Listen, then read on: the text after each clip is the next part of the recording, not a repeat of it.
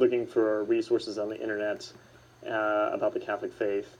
And because I had this inkling I need to look for some kind of apostolic tradition, and I came across some of these things online that were talking about, it's like, well, in Protestantism, there's really no way to have any definitive declaration on any kind of dogmatic issue nowadays. Like, if there's some kind of knot that comes up or some kind of difficulty, there's no way to have this kind of definitive way to settle it. And even within Eastern Orthodoxy, there's still a little bit of that problem as well today, because there isn't a kind of principle of unity that can really clearly set out, okay, this is what we're going to preach, and this is what we're going to believe as has been received.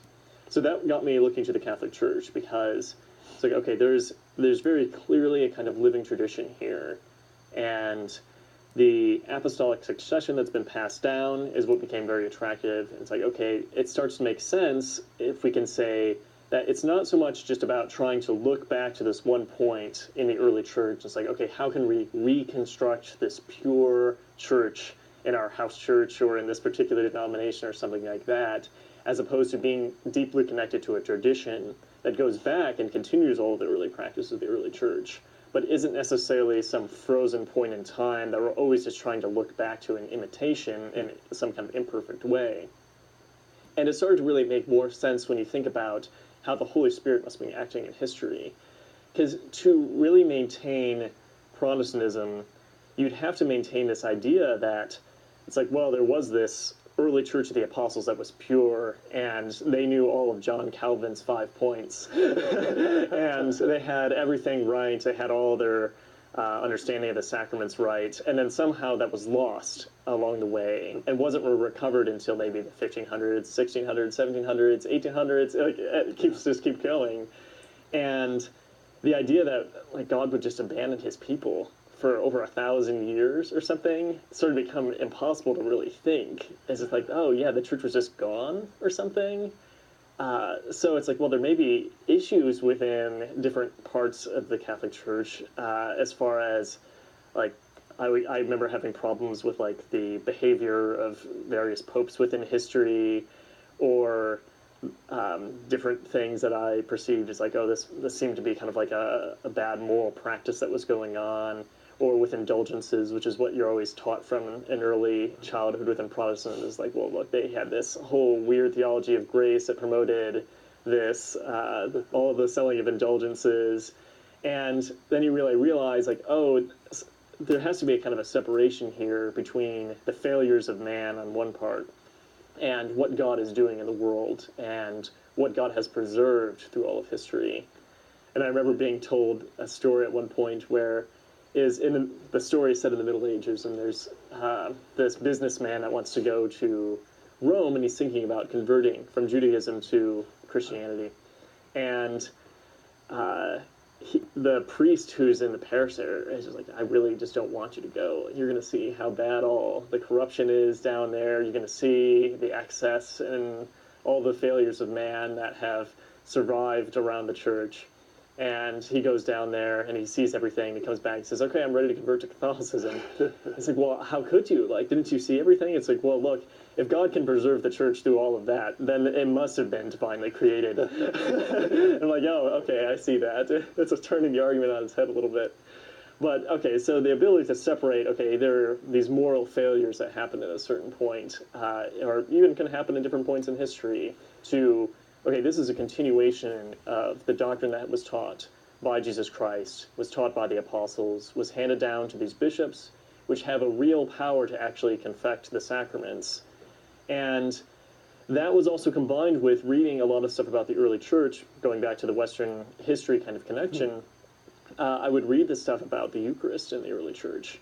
You'd read the Didache, you'd read St. Ignatius of Antioch, you'd read even the people who were criticizing the church, and you realize, like, oh, this is a really big deal to them.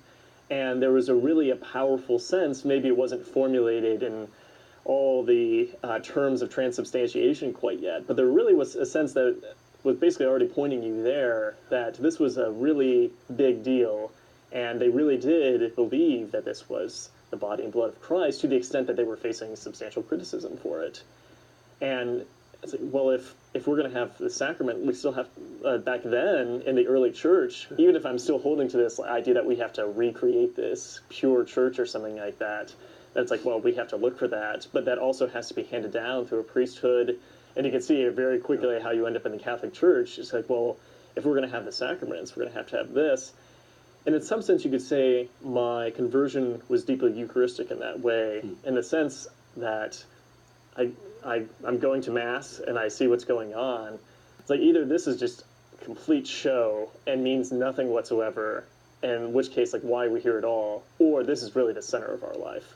There really wasn't a middle ground that I could maintain anymore. It's like this was a huge part of the Christian life in the early church. It's been thoroughly evidenced.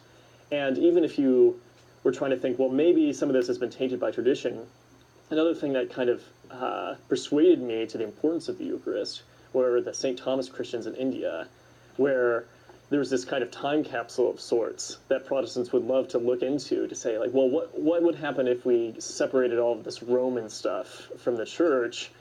And we ended up having these St. Thomas Christians who were in connection with the early church, but then weren't really rediscovered until the Portuguese came over there.